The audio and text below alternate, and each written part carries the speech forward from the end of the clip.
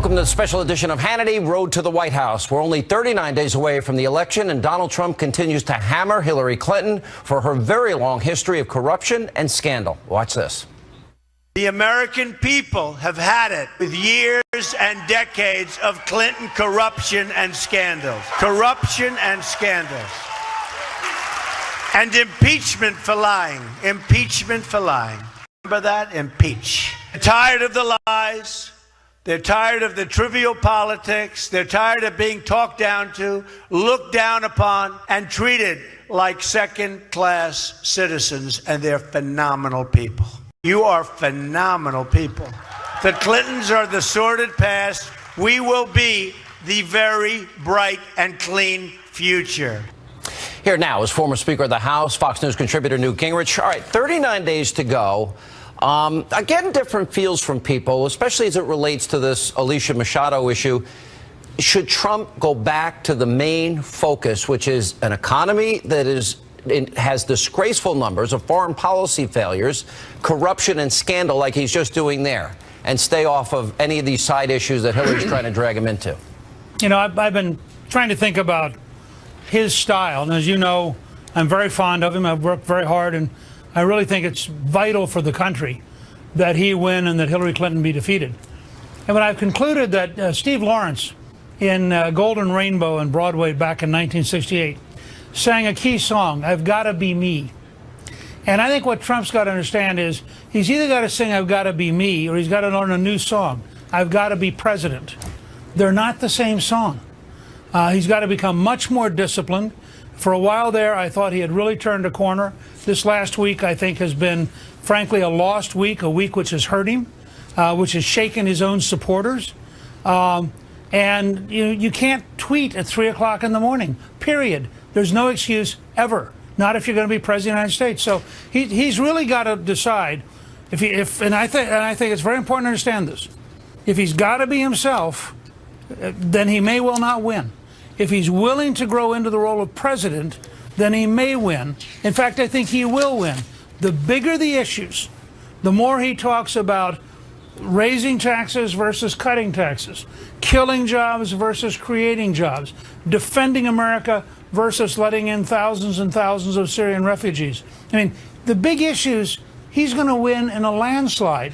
But if he stays down in the mud, the Clintons are the best mudders I've ever seen, and they'd be perfectly happy to wage the next 39 days in the mud because they know how to survive in mud. It's interesting to point out, as we've seen, I guess it is frustrating, on a lot of levels because the Clintons have, all the bimbo eruptions, all the smearing of women, all the money from Saudi Arabia and countries that mistreat women, kill gays and lesbians, and persecute Christians and Jews. The double standard is frustrating. And watching as an observer, I'm frustrated. But he's the candidate. That's maybe something I would say, or you would say, right, as in my case, a talk show host, and you as a former speaker. Yeah, I mean, he has to present to the country for the next 39 days a methodical, strong, clear vision of making America great again, to use his own slogan. And he needs to spend a lot more time preparing for this next debate because he only had Lester Holt in this last round. When you get somebody who is as opposed to him as he's going to have when they do that town hall meeting, Anderson Cooper is viscerally, deeply opposed to Donald Trump. I mean, this will be basically at least 3-on-1 with the two moderators plus Hillary. He's got to go into there having done what every professional athlete would do. Look at the game film of the last game. Figure out what you did wrong. Figure out what you've got to improve. And it can't be lackadaisical. He's got to decide that saving America and making America great again is worth his subordinating himself to the difficult process of becoming president of the United States. And that's very different than just being a candidate. And in many ways, he had done that, especially in the last 6 weeks leading up to this week. You would agree with that? Yeah, that's what makes... So it's basically just going back to what he was doing. I actually thought coming out of the debate he was fine. I was on your show immediately afterwards. I thought strategically he was fine.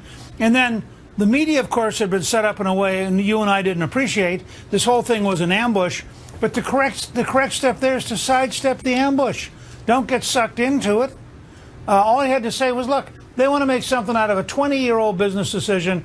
I want to create jobs. They want to talk about 20 years ago. I want to tell you how we're going to fix the economy.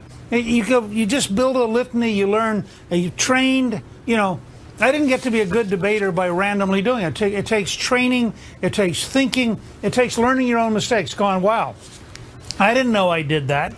And so I really hope that this is a wake-up call for him. Quit tweeting without somebody looking over your shoulder. Don't ever tweet late at night.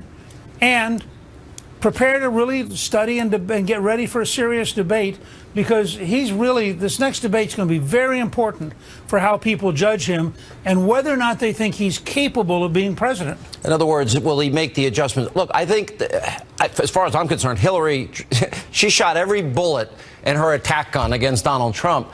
And he left a lot on the table, especially about emails and servers and lying and dishonesty and Benghazi and Obamacare and Iraq and Syria and ISIS and vetting refugees and immigration and a wall. There's a lot left here for him to bring up. If you're making that list, I think, would be important. I'm sorry. Go ahead. No. You're doing great. It's your show. But I'm excited to say this. Look, when you look at, get the transcript of the last minute and a half of the debate, where she goes on this huge detour to get this attack on Trump.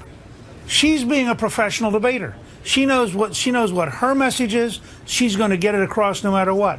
The key to these things is, if Anderson Cooper asks you something stupid, you say, gosh, that's a really interesting topic, and it reminds me that I wanted to talk about how we're going to create jobs, Anderson. I'm so glad you brought that up, because, you know, creating jobs is really important. But you don't let him define what the debate is. And you go back and look at my best debates in 2011 and 12, I consistently reframed the media and got to the topic I wanted to talk about, not the topic they wanted to talk about. I will say this, you are one of the better debaters out there by far, and it led to a lot of success, and you did win an important primary in South Carolina as a result of some of those debates. You know, it is important. You know, for me, this is so substantive, and the differences are so profound. It is kind of sad on one level that if Hillary can robotically memorize lines written by others and deliver them, because she's been in politics, as you pointed out the other night, 46 years, not 30 years, that somehow that's viewed as presidential. And if somebody looks at that as superfluous and nonsensical in a way, in other words, we'll ignore the vetting of refugees issues, which their differences are deep and profound. Hillary's willing to gamble with people's lives. Trump is not. Trump is listening to our top intelligence officials. She is not. But people would more be interested in the style than the real substance. That's a little troubling to me, anyway. But remember, because you're a conservative and you've been through this, I go all the way back to Reagan and the early days of the Reagan campaign for president. If she didn't have the elite media in the tank for her, she'd be down at 30%. I mean, the only reason she's, but that's a fact. It's not a problem. What you do about it's a problem. Every conservative has to start out in the morning and say, I realize all the New York Times will oppose me, the Washington Post will oppose me, NBC, CBS, ABC, you go down the list. They're all going to be against me. Now, how do I design a campaign and how do I go into a debate knowing that that's the bias? And it's like sailing and understanding you got to learn to tack. You never go straight into the wind, because you can't. So you got to figure out, how am I going to maneuver around these biases and turn it back on her? If she didn't have the elite media, given exactly what you just said, she would be losing by an enormous margin right now. Really, really good advice. I hope people are listening. Thanks, Mr. Speaker. Appreciate it. Right. And coming up next on the special edition of Hannity. Vote for Mr. Trump. Give yourselves that sense of peace. That's your children. This is the greatest man I have ever met. Clinton campaign's trying to paint Trump as sexist, but our next guest, who knows him very well, says that's 100% not true. Wait till you hear this incredible story. Plus, Donald Trump continues to pound the campaign trail. Today, he was in the great state of Michigan. We're going to play highlights, and we'll speak with Trump campaign manager Kellyanne Conway. That and more straight ahead.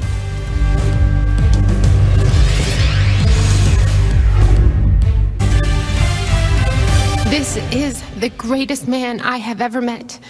His heart is made of pure gold. He saved me in so many ways and changed my world. Yes, he gave me a lot of gifts in my life. A gift of compassion and showing my son how to pay it forward. But above that, if this man becomes president of the United States of America, he is going to give me the best gift ever. And that is, I'll know that when I leave this world, I won't be here to watch my son grow. But I'll know that he is going to grow up in a country that is safe. Welcome back to the special edition of Hannity. That was former Miss Wisconsin, Melissa Young. That was back in April, giving a very heartfelt endorsement to Donald Trump as she fights for her life. And while Hillary Clinton and her liberal cohorts are trying to paint Donald Trump as sexist, my next guests say that couldn't be further from the truth. Joining us now to explain, former Trump International Vice President Sanada Adzem is with us. Former Miss California, USA, Carrie Prejean-Bowler, and the woman you just heard from, former Miss Wisconsin, Melissa Young. Melissa, you're really fighting for your life even still. I had the honor of meeting you myself. Yes, sir. Tell us the story about you and Donald Trump and your health. Yes, sir. You're correct. I am fighting for each and every day. And what happened was I stood on his stage when he owned the Miss Universe organization. I competed in the Miss USA pageant in 2005. Many years later, I became ill, and really in those darkest days of being sick in the hospital, and I have never told him this personally, but that morning the priest had come and read me my last rites, and that day an envelope was delivered to my room that said, "Must be delivered by 8 a.m. It was handwritten by Mr. Trump, and when it was opened, it was a letter saying, "To the bravest woman I know," and he wanted me to keep fighting. And in that moment, it sparked something in me that I realized, like, my purpose is to fight, and I need to get up and fight. And he really sparked such a wonderful. Yeah, you have an 8-year-old Yes, little sir. boy, and your illness, your doctor says I do. You're fighting literally every day for your life. You don't know, well, what is the prognosis that they're telling you? Right. Correct. There is no cure for me. My heart is now in the condition of a 90-year-old woman.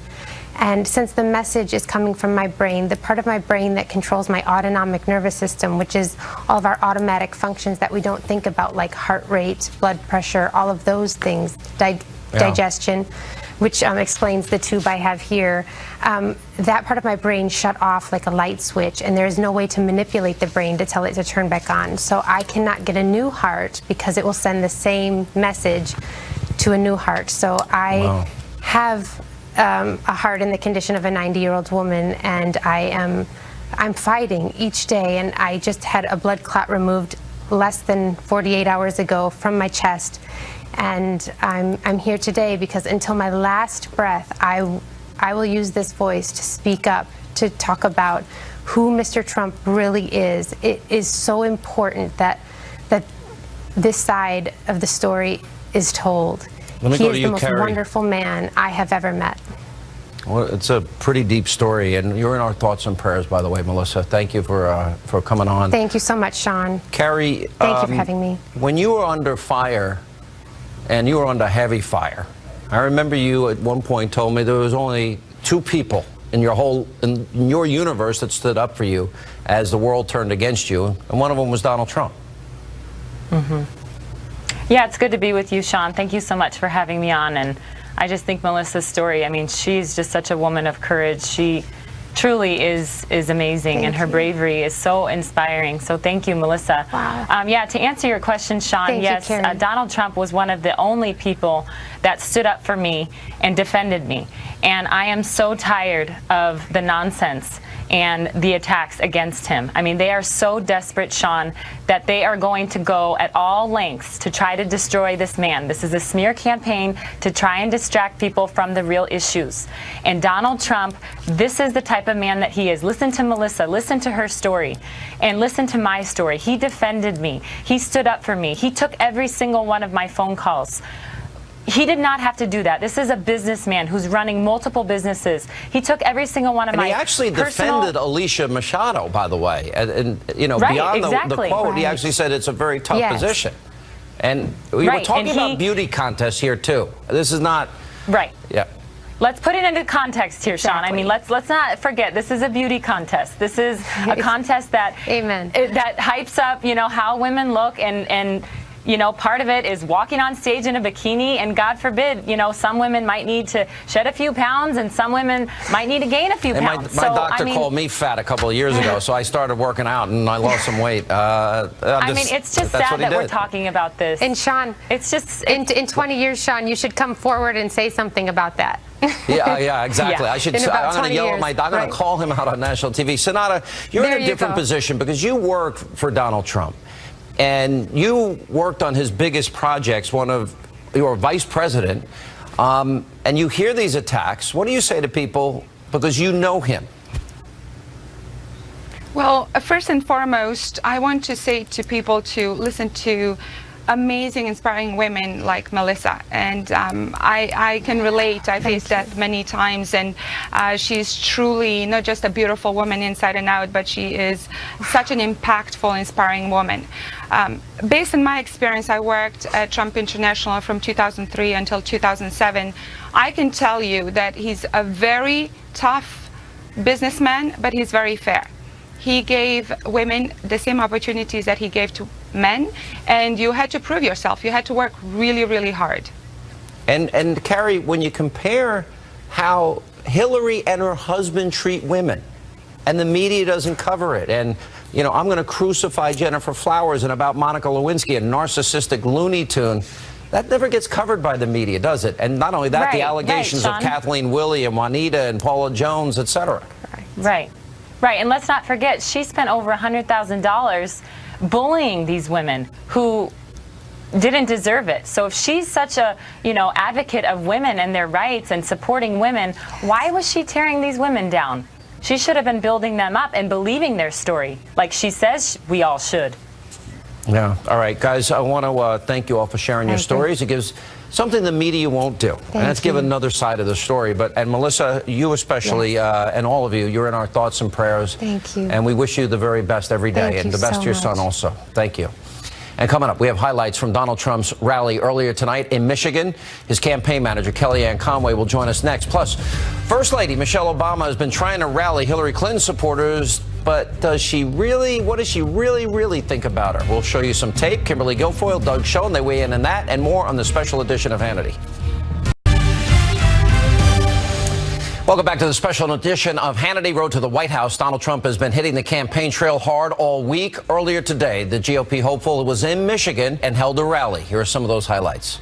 We're going to win the state of Michigan. We're going to win the White House, and it's going to be an awfully good November 8th. That evening is going to be a celebration. It's time, by the way, to rebuild Detroit. We're going to rebuild Detroit. It's time to rebuild Michigan, and we're not letting them take your jobs out of Michigan any longer. And it's time to rebuild the United States of America. We're going to do it. Our country is going to be greater than ever before. We're going to be the smart country again. The people of this country are tired of the lies. They're tired of trivial politics. They're tired of being talked down to, looked down upon, and treated like second-class citizens. This will finally be the year that the American people say, enough is enough. And a brand new national Fox News poll just released today shows in a four-way matchup, Clinton and Trump are now neck and neck. There is a 3-point difference within the margin of error. Joining us now with the reaction is the Trump campaign manager, Kellyanne Conway. Kellyanne, good to see you. Hi, Sean. You know, one of the things Newt said that I thought was pretty smart, enlightening, bright guy, is I understand Mr. Trump's frustration with an abusively biased media. They're never going to tell the story of the smearing, the slandering, the besmirching, the bimbo eruptions, and all of these issues. There'll always be a double standard.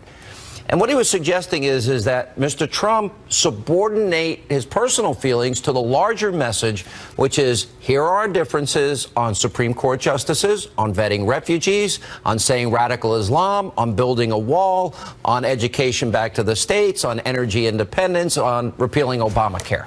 What do you think?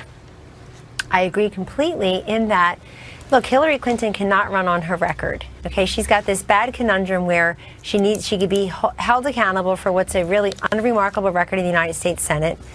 I think there are 3 bills passed with her name on it. I know she sponsored other ones, but go and look at the information. She has a very checkered record as Secretary of State, and yet she doesn't have the benefit of incumbency. So if you actually make a contrast between her views and yours, her vision and yours, and you hold her to account on women, Sean, how many thousands of women has Donald Trump employed over his career?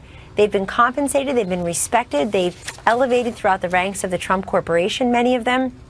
They occupy some of the highest levels. Well, we in just his had some of the women on that have either worked for him or that he has treated right. so nicely, and it's a very different story of what the Clintons will spin or the media will spin. That's right. And Sean, as everyone knows, watch what I do, not what I say, when it comes to how you treat people. And the point is that he has been very good to women throughout his life as a non-politician. Secondly, the Clinton Foundation takes money from all of these countries where women and girls are not treated with respect. They don't have basic rights. Millions of dollars have gone into the Clinton Foundation.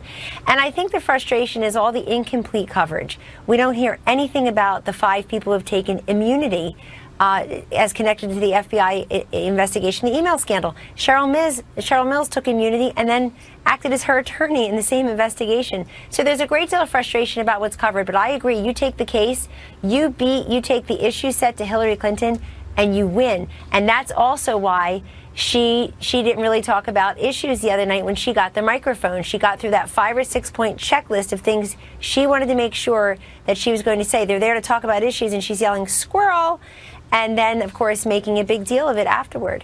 Yeah, because I do think this is what the election, at the end of the day, I think people are going to look at, okay, the economy is not good. We have 12 million more Americans on food stamps, 8 million more in poverty, the worst recovery since the 40s, lowest home ownership rate in 51 years, lowest labor participation rate in the 70s. That is huge. And then if you look at a record in Benghazi, Syria, Iraq, Afghanistan, the Russian reset, supporting the Muslim Brotherhood in Egypt, China's territorial ambitions, the North Korea's nuclear ambitions, nothing has really gotten better. Nothing has been solved. And I think that was a good point that Donald Trump made at the debate the other night. 30 years, all talk, no action. Right. What have you done?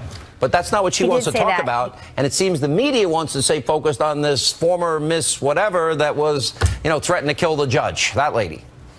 And Sean, look, when Donald Trump did say at the debate, a very strong moment for him, and something that won't change between now and November 8th, who represents the past, who represents the future, who represents change in Washington in a very disruptive outsider way with business experience, and who represents more of the same. So if you are one of the 70% of Americans who tells pollsters you want to take this country in a new and different direction, your choice is clear. And I'm really struck by your new Fox News poll, Sean, that the ballot is still tight. People, if you listen to the pundits about Monday night, Hillary Clinton should be at 82% by now and 110% among women, and she's not. She's still well below 50 in your Fox News poll. Why? Because people already know her. Their minds about her representing the status quo and having this very checkered and underwhelming record, that they know that doesn't change over the course of a 90-minute debate. The other thing that struck me in the Fox News poll are the attributes and the positions on who can handle these issues better.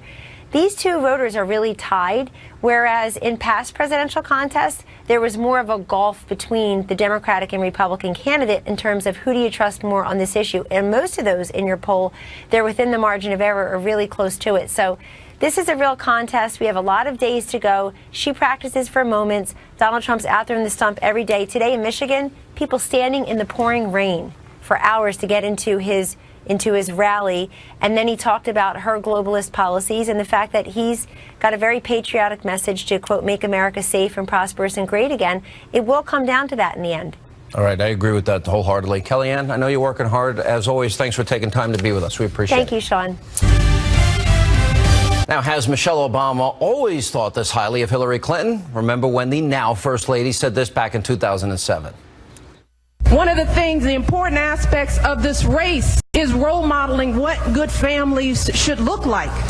And my view is that if you can't run your own house, you certainly can't run the White House. Can't do it. All right, joining us now with reaction, former Clinton pollster, Fox News contributor, and author of Putin's master plan, Doug Schoen, and the co-host, of course, of the hit show The Five, Kimberly Guilfoyle. Well, I think it's pretty clear when you say, well, you can't be in the White House if you can't keep your own house. Pretty harsh treatment. Which Michelle should we believe, though? The one then or the one now? I mean, the irony, right? The irony. Hillary Clinton, who conducted her own war on women with her scandal-plagued bimbo husband. Eruptions. Unbelievable, treating women abusively in that way. And then also, you see, this is somebody that people are supposed to look up to and admire. This is somebody who would put the White House, the Oval, for sale, like they did the Clinton Foundation with influence peddling and getting involved in businesses that are state sponsors of Sharia and terrorism, the countries that commit acts of violence against gays, against women, against minorities. So why is this somebody to be admired, to be revered, that should be in the White House? Michelle Obama didn't think so before. Yeah. You know, Doug, on first glance, I know as a political strategist, you would probably say, stay focused on the issues. Absolutely. First thing. But here's a problem for the Clintons. Every time they think they're scoring on the issue like of women, it boomerangs back. Because now Juanita Broderick is talking. Now Paula Jones is talking. Right. Now Kathleen Willey is talking. Sure. Now we bring up Saudi Arabia and the mistreatment of women and the money that they gave the Clintons. Sean, I was one of Bill Clinton's closest advisors in the White House in 1998 during the Lewinsky scandal. Right. And all that happened to his approval ratings is they went steadily up because people focused on his leadership in the economy, not. Did that surprise you at the time? It didn't surprise me because people care about their lives. You and I have talked about this. If Donald Trump wants to run against Alicia Machado and not Hillary Clinton, I can tell you, whatever your feelings about the Secretary of State, she will be our next president. And I can say, for those who want Donald Trump to be president, talk about the economy, talk about corruption, and change most of all, and get off this stuff because it doesn't help Donald Trump. Isn't it the type of thing that people like I would bring up as a talk show host, or Kimberly, who gives her opinions every day? Sure. Isn't it more what we would do to bring context to people rather than a candidate? Absolutely. What you and Kimberly talk about. And what do you talk about, in fairness? And I'm happy to talk about if in fact, shows. But let me be very clear. On an opinion show? As coaches. Wait a minute, I'm not a journalist. They keep writing that I'm a journalist. I keep telling them I am a talk host. Yes. But you're also a strategist who understands no matter what her vulnerabilities may be, if there's an election to be won, you win it by talking about the issues people care about. Okay, so he pivots back. Do you agree with that? Yeah, I mean, look, I think that he's so strong on the economy, on jobs, on creating infrastructure, restoring safety in communities, on national security. There's so many things that you can hit Hillary on, and the polling shows that she is very weak-kneed when it comes to the email scandal. That is something that he can definitely hit her on. I wouldn't get distracted by some of these other issues. I get it. He doesn't let anybody land a punch. He's always wanting to counterpunch. But now, just be surgical, be strategic. You know, you've got what you want in your sight. And let his team surrogates or talk show hosts that have strong opinions like us and Doug, you know, we can give opinions on this. Right. And at least that would inform. I do believe there's an entire generation that don't know Juanita Broderick's story, Kathleen Willey's story, Paula Jones' story. I mean, exposing himself, groping, fondling, grabbing, kissing against her will, and an allegation of rape, and more importantly, the smearing that took place afterwards. That's a big story. My best advice is him stay away from it. Is that the Trump campaign should talk to millennials about the economy, the weak economy of Barack Obama, and not get into these extraneous issues which really don't concern how people are going to vote. All right. Excellent advice. She doesn't have a strong economy to fall back on. She doesn't. She doesn't. Guys. Good to see you both, and Thank you. Appreciate you being here. And coming up next on this special edition of Hannity. Oh, is the media dishonest? How dishonest are these people? Just how dishonest. Unbelievable. Donald Trump calling out the mainstream media for their abusively biased coverage. We'll check in with Sheriff David Clark and former Governor Mike Huckabee. They are here next on this busy news night. Straight ahead.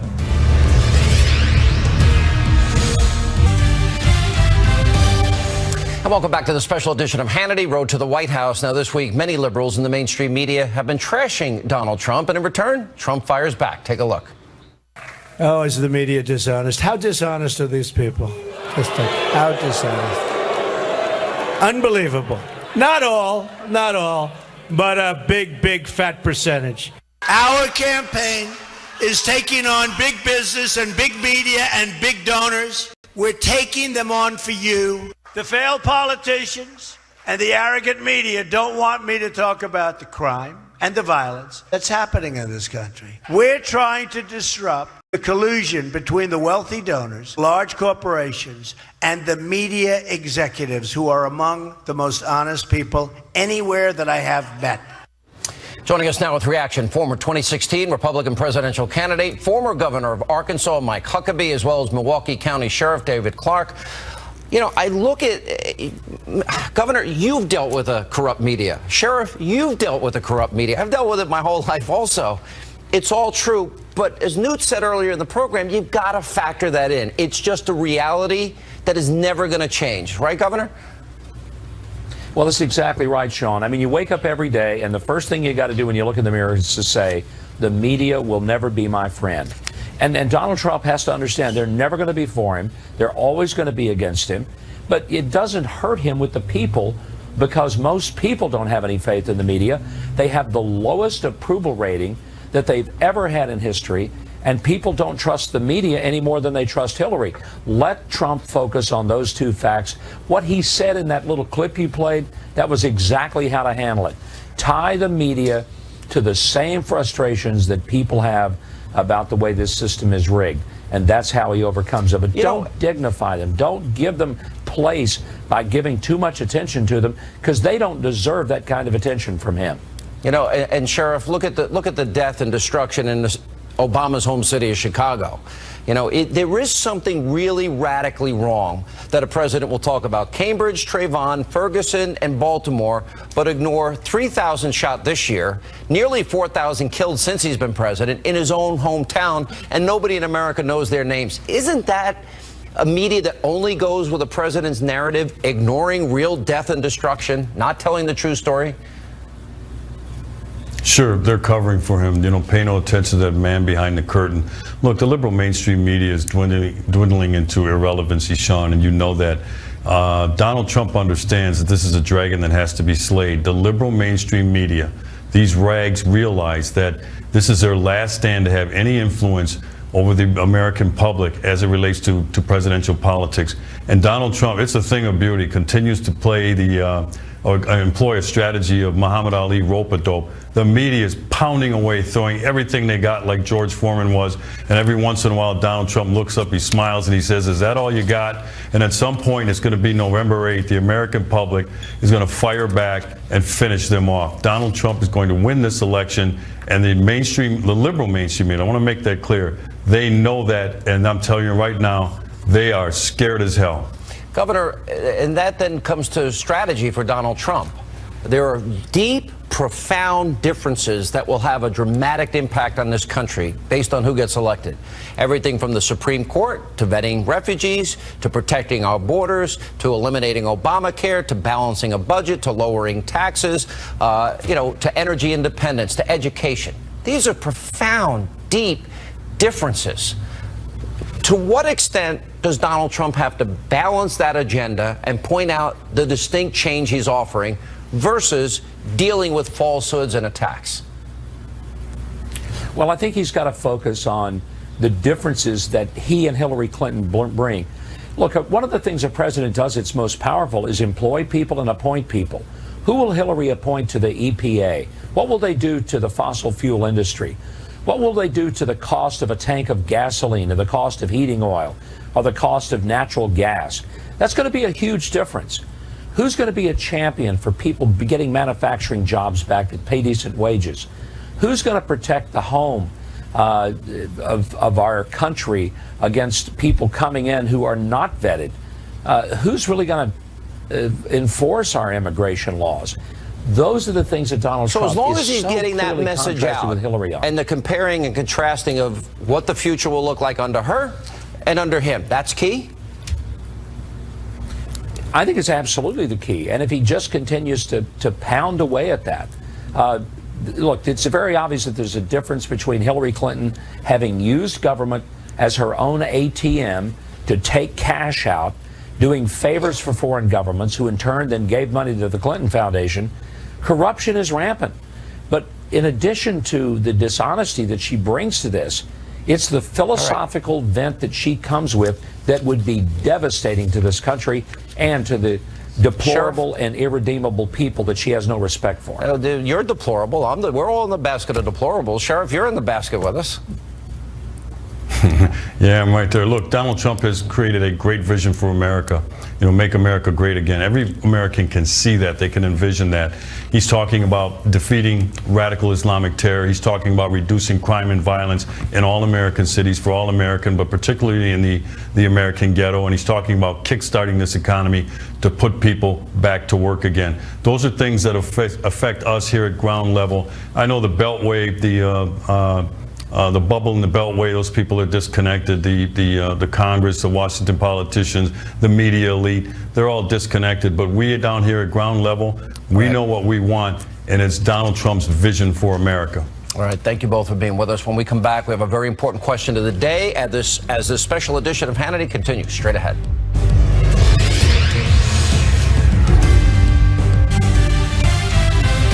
All right, time for our question of the day as we continue on the special edition of Hannity. Should Hillary Clinton apologize to her husband's accusers? Why?